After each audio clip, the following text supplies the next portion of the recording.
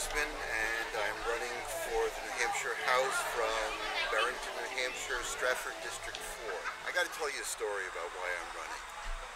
In the early part of the 20th century, my grandfather worked in a sweatshop, and he worked until 5 or 6 o'clock every night.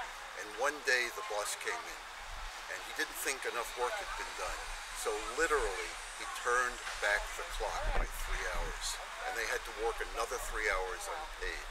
We use turn back the clock as a metaphor. In this case, it was no metaphor, but I sure don't want to turn back the clock to the days when working people didn't have the right to organize. And that, I'm afraid, is a direction that some of the folks in Congress in Concord have been taking us in the last couple of years. There are other areas where I don't want to turn back the clock either. There was a time in America where there were no public schools to educate all of our children. Education was just for the privileged. And somebody came along and said, you know, we ought to educate everybody's kids.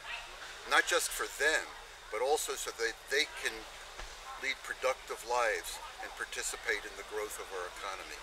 We need to do that in New Hampshire, continue to do that in New Hampshire, and I'm afraid there are folks, again, who want to turn back the clock to the point where we don't have effective public schools.